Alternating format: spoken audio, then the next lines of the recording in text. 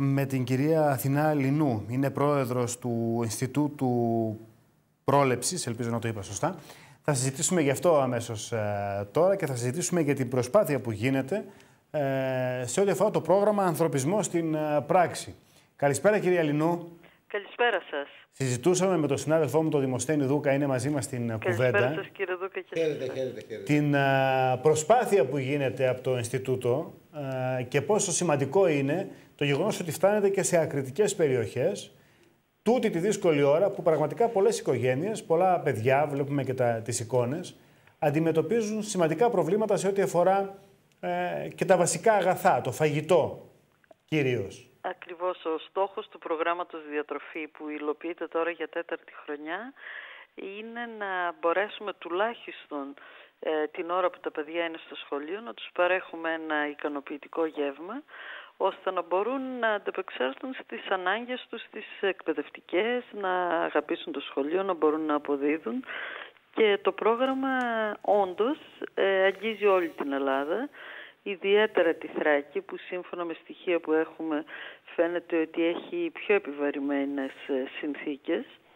Βέβαια, δυστυχώς σε τέτοιες περιπτώσεις οι πόροι δεν είναι ποτέ επαρκείς και έτσι φέτος μπορούμε και καλύπτουμε 32 σχολεία στη Θράκη που αντιστοιχούν, στα οποία φοιτούν περίπου 1.800 παιδιά, 1.740 μαθητές, ενώ υπάρχουν αιτήσεις και για άλλα 52 σχολεία, άλλες 5.500 μαθητές. Είναι μεγαλύτερα τα σχολεία που δεν μπορέσαμε φέτος να καλύψουμε. Αλλά είναι πραγματικά συγκινητική η προσπάθεια, η βοήθεια πολλών εθελοντών, η βοήθεια ιδρυμάτων. Ειδικά για ένα μέρος του προγράμματος στη Θράκη η κάλυψη προέρχεται από το Ίδρυμα Μποδοσάκη μέσα από χορηγία από την Νορβηγία, την Ισλανδία και το Λιχτενστάιν. Αλλά όπως καταλαβαίνετε το να σιτίζονται καθημερινά τόσο πολλά παιδιά, σε όλη την Ελλάδα φέτος σιτίζουμε 23.000 παιδιά, είναι μια συνεχής προσπάθεια. Στα μειονοτικά χωριά πήγατε της Θράκης? Βεβαίως. Δεν υπάρχει διάκριση. Ο τρόπος που επιλέγουμε τα σχολεία είναι με βάση βέβαια το αίτημα του εκάστοτε διευθυντού και πρέπει να δεχθεί ο διευθυντής για να μπούμε στο σχολείο και την κοινωνικο-οικονομική κατάσταση της περιοχής. Επομένως υπάρχουν και μειονοτικά και μη μειονοτικά σχολεία στη Θράκη. Στον Εύρο έχετε σχολεία ή πρόκειται να έρθετε στον Εύρο? Στον Εύρο έχουμε ουσιαστικά στο Δήμο της Αλεξανδρούπολης και νομίζω ότι είναι και μειονοτικότητα ένα σχολείο που έχουμε, ένα από τα σχολεία που έχουμε στην Αλεξανδρούπολη, αλλά ιδανικά η πεποίθησή μας είναι ότι αν είχαμε επαρκείς πόρους θα έπρεπε να μπαίνουμε σε όλα τα σχολεία της χώρας. Υπάρχει πρόβλεψη, κυρία Λινού, για επέκταση του προγράμματος τους επόμενους μήνες ή την επόμενη σχολική χρονιά? Για τους επόμενους μήνες τώρα ουσιαστικά έχει κλείσει η χρονιά, δεν υπάρχει χρόνος.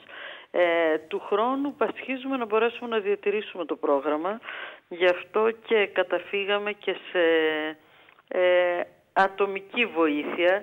Έχουμε ανοίξει μέχρι τη Δευτέρα ένα λογαριασμό που με ένα SMS στον αριθμό 19454 καλύπτεται το γεύμα ενός παιδιού για μία μέρα. Βέβαια αυτό είναι πάρα πολύ μικρό όπως καταλαβαίνετε, αλλά είναι μια προσπάθεια να μπορέσουμε να καλύψουμε όσο το δυνατόν περισσότερα παιδιά. Τι στέλνει λοιπόν κανείς στο 19454 που είπατε, γράφει κάτι? Γράφει διατροφή είτε στα ελληνικά, όπως το ακούμε με είτε δηλαδή στο τέλος, ή στα αγγλικά διατροφή. Μάλιστα. Επαναλάβει το